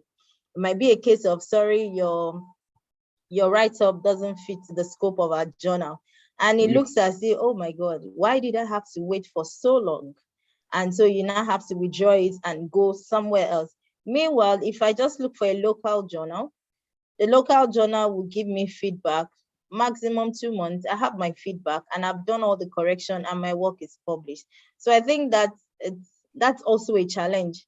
Why most people feel that instead of me going for open access, yes, I'm going to have the visibility there, but the time it takes for me to get my work published, and then for some that are not meticulous, because when you are considering open access journals, number one, your work is going to go through plagiarism tests and it's going to be returned to you back and forth. And for some people, they can't stand that. Then secondly is on the issue of policy. Yes, in terms of awareness, it's not something new. Let me assume that for most researchers, we've heard about open access. But now when in terms of having policies in our institutions, we don't have that. Yes, open access is good. Then in terms of promotion as well, when it comes to promotion, what institutions are looking for is how many journals have you published? And then some will even go ahead to rank it. Did you publish in a Q1 journal, Q2 journal, and all of that? And these are challenges. And I like what Professor Moyini said in closing. He said all these things were not developed having Nigeria in mind. It was developed for their own country. And now it's like we are adopting it and leaving our own thing behind. For instance, when you're writing research, when you're writing a paper and you want to cite, most of us don't look for Nigerian authors. You look for people outside to cite. And if we don't cite ourselves, there's nobody that is going to cite us. And it's also one of the issues that we are having when it comes to the issue of open access. So that's my contribution. Okay, I don't know if any of the panelists want to contribute to that. Yeah, I like to. Well, yeah, some of the points you raise are valid, but I believe that they're rather an overgeneralization, because if you take, I've been in open access for almost 2 decades, and I've met people of different shades and makes and things like that. The point that, because if I send my paper out, it's going to take a long time. The issue of taking long time is not necessarily about an open access thing, about what a particular journal does. There are journals that take a long time, some journals don't take that much. And most of the time, that long time has to do with probably even the quality of the work itself. So I've had to be involved in publishing in some form, on a conference level or on other level. And I will tell you that a lot of people don't want to really do quality work. So the real challenge. Can I interject and add to what you're saying, Prof? Yeah. Is this issue about, the time it takes to peer review, as she's mentioned, is it just about open access platforms or? No, that's what I'm saying. No, it's a general thing. It's a general thing. The general right? thing.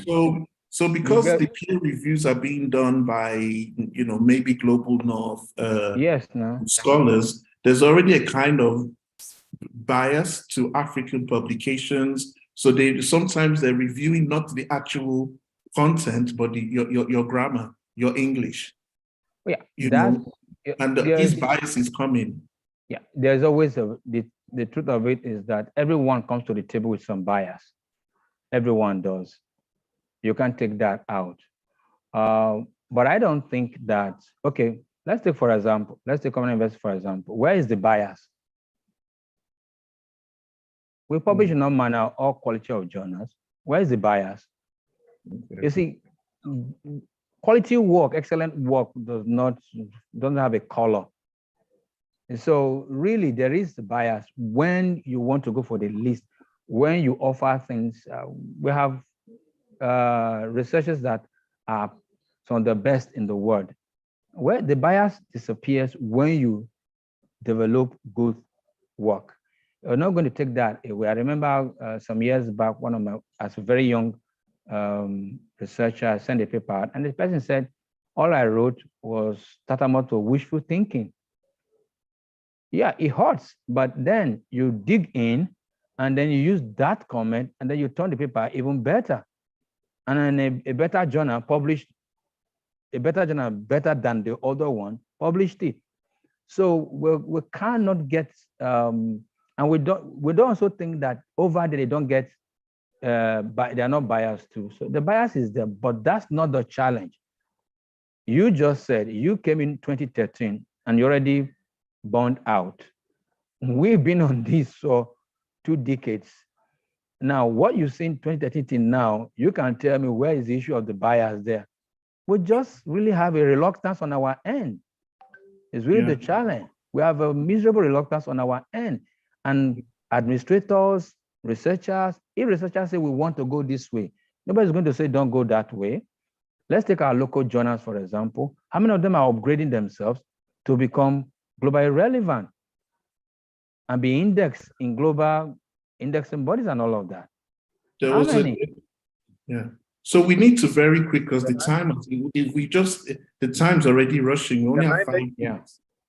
There was Innocent Awasom, because we need to very quickly deliberate on what should be our next steps. Those of you who were in the morning session as well, we had the TEDFund consultant talking about repositories. And we're saying, in all the presentations, reference to funders were made. So in the Nigerian context, who are these funders that we are looking for? Is it just TEDFund? Are there any other funders in the country? Because what seems to be happening is that TEDFund seems to be the only or major funder. funder But of it is. research in It Nigeria, is. and It they're is. not guided because of maybe the policies and the policies that they need to advocate. They don't even have them themselves, and yet because everybody wants to get a grant or fund from TED Fund, even if TED Fund might not be so well informed about some of these procedures, then you have the entire institutions pursuing TED Fund to get money. But the money, even if available, there are no proper policies that support the funding. So, for example, I'm familiar with the fact that TED Fund are giving out ICT grants to all higher education institutions for the new intervention of about 200 million naira. And they're expecting within that funding, some of it is used to access journals, libraries, fund publications in high impact journals. But if they were also better informed, then this funding they're giving out could actually be better utilized. And we talk about the need for consortium, and I'm very keen that that's something that we actually look at, because we need to know what coherent steps we can engage in. There are champions that we can properly engage the government, TED Fund, and whatever all stakeholders that need. We need to be able to do this and really pull together all our efforts in this cohesive strategy to do this. I was really encouraged by Professor Coley's presentation, because he identified some of the issues that even I didn't fully understand at the institutional level. And Dr. Wodu, while you rightly say there are challenges with publishing, are you doing this as an individual? Are you being supported by your institution? What about the issues within our institutions? Where are the open access policies? Who is behind the poor or parochial policies that Professor Cody referred to? Do we need to engage those people? Professor Coley, your hand is raised. Please speak. Okay, thank you. Issue of funding. I will tell you there are fundings that are hidden in Nigeria. For example, Naseni just finished a cycle of funding in which they selected about 24 organizations, including companies and universities, to fund. And the funds are big, much bigger than that of a TED Fund. We are consulting of institutions are getting up to 300 million, 400 million naira, for research over the next 3 years. Then there are many international organizations that actually bring in funds into the country. No. But they end up. No. Prof, we are talking about Nigerian funders. Nigerian. Okay, funders. Yeah. Okay, Nigerian, but, not international ones. Naseni is a Nigerian. I know Naseni. Local content. The local content also has some funds too. But there's something I wanted to say. Yeah. I wanted to say that there are certain research grants and aid that are put into certain ministries in Nigeria for funding, local funding. They receive funds to fund local research interventions. But you discover that some form of corruption makes it that's what I'm talking about, the transparency.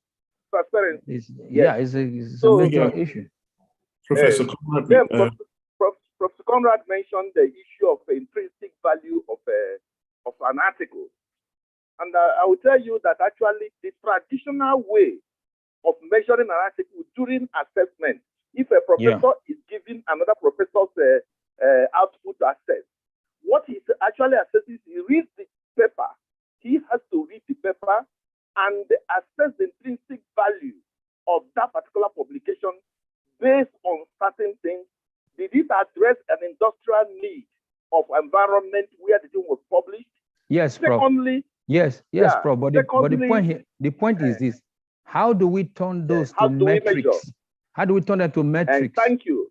That's the next thing I That's what want to say. we need to start That's the next thinking thing I want about to say. that. For example, ResearchGate, because impact actually means reuse. Has this data been reused by others? So when ResearchGate measures the number of reads, how many people have read this article? That is an intrinsic value, a metric for measuring intrinsic value of that particular paper. You know, how many people have cited it, have found it necessary to reuse this data in supporting their own new argument? So but impact factor will also tell you that that's what drives impact factor. So, but really, we know that at the global open this and that the impact factors and all of that has become something that we're not really comfortable with because you really can't tell. But now we all know that when it comes to assessment, particularly at the professorial cadre, we look at the intrinsic value. We know that. Now, so what we are saying is, how do we put this as metrics? So even we're not finishing up here today, we need to, everyone in the house, it's a challenge to every one of us. We need to start thinking, how do we build this as metrics? It doesn't have to come from the global north to make it relevant. The openness we're talking about today, like I said, started in the global south. It was a solution to a problem, and they teamed together and started sharing information free of charge. And now people could read it because those people didn't have money to be paying heavily like the Harvard will pay Elsevier, the MITs and co will pay. But we all know that money can be there. So we need to look at what are the take home, what do we do, how do we go, and how do we turn all of these things? Because these are solutions. I'm talking solutions from our end. Like I said, we've been on this thing for a while. We need to think solutions. Our people are not moving, and the world is not going to wait for us. The world is moving on. We've gone past the 3:20 we promised. So what would you see, Professor Conrad, Professor Coley, panelists, and other attendees as the immediate action steps that we should be taking? You know, I for one think that we need to make a representation, or if not a representation, get some kind of potential consortium goal. We need to approach. Actually, that was my last point, and that's the most important point for me. The consortium, South Africa succeeded in playing very well in the global. They could have money, that money would have just probably been wasting. But the first thing, so what would be great about that South African? I was going to ask, but again, you know, we're really pressed for time. The thing is having the consortium. How that consortium was made up. And the consortium is really like I said, the stakeholders in the circle. But you know, when it comes to Nigeria, we have to be very careful because you wake up one morning and it's full of what do you call it, ministry people, and it dies even before it starts. It has to be now. Will Eko-Konnect be part of that consortium? Do you understand? Will somebody say tomorrow, no, you're not a government, this thing, you'll not be there. So we need to write the right thing that is there a way we can, from this conference, make a presentation towards that. Who do we make it to? Will third form be the person? Who do we make it to? Because I wouldn't want us to go ahead for National House of Assembly. I want to have those kind of places. It's a dead end. But who do we make it to? Who will hear us? Because we need to have a position paper from here. We need the consortium. The moment we have that consortium, a lot of things will fall into place. You will have people gathering. It will not just be a conference. You have people gathering and they're talking. And then we'll be able to make the representations. And then we'll look at the aggregate of opinion and what will work for us. Like I said, we must design something that is unique to us. Everybody does their own. Even in Europe, the Danish and the Norwegians are not following exactly what the British are doing. Everybody's doing theirs, but there's a general one and there's a unique one that suits your people and give you the best out of what you're doing. We can't afford to wait the way we are. So the consultant is a major thing for me. And I think that it starts with a discussion. We can start a discussion right away. And now everybody is here. What we will do, Prof, after this conference, we will reach out again to all the attendees of this particular session and find out if we can have another maybe 1 hour discussion, not presentation. Is a COP, a committee of committee, a community of practice. So we A can COP. discuss and, We'll start from there. Yeah, and determine a COP. Yeah. And looking at, I know there are people like Dr. Matthias and others who would be interested in engaging in this. It's very important, and we need to move it on very, very quickly. There are lots of comments that have been put in the chat. And yes, Dr. Matthias Gabriel Casa, yes, it was slightly tongue-in-cheek when I said, you know, we're a bit exhausted with the advocacy, but yes, it needs an injection of new energy, and we do need more people from the community to engage. So it's not just seen to be certain people. We want engagement. We want the community to really push forward so we can meet those who are responsible or have influence when it comes to policy, funding, and inform them and guide them as well in their own decision-making and policy-making. Because yes, we know there are Nigerian factors in a lot of things, but there are a lot of things happening in the country that are well-intentioned, but are misguided through lack of knowledge. So we need to be able to put together a community, a real representative community, and engage with the powers that be and other stakeholders to try and really get this Plan S. Plan S is a great way of trying to move forward, and we must begin to do that this year, this quarter. Should I beg your pardon? So somebody said, I agree, but at any time we need something to use. I'm not quite sure what that meant exactly, but obviously it's nearly 3:30, and we do have to end this session. There are a couple of sessions tomorrow, all related. We're going to be looking at persistent identifiers and the use of identity and access management platforms. All the themes are very similar. So it'd be nice if all of you can also join us tomorrow.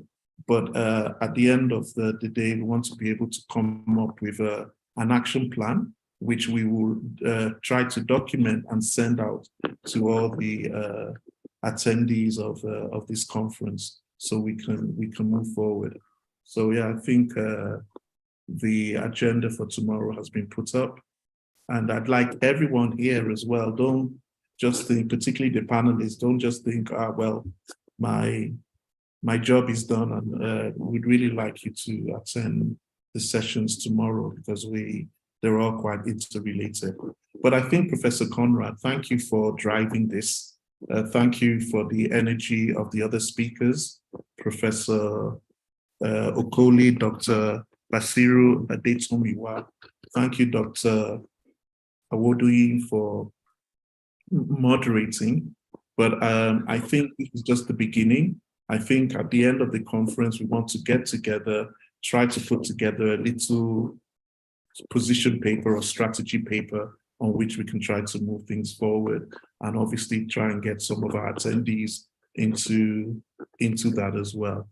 I'll leave the last word with Dr. Basiru, because your hand is raised. Please say something.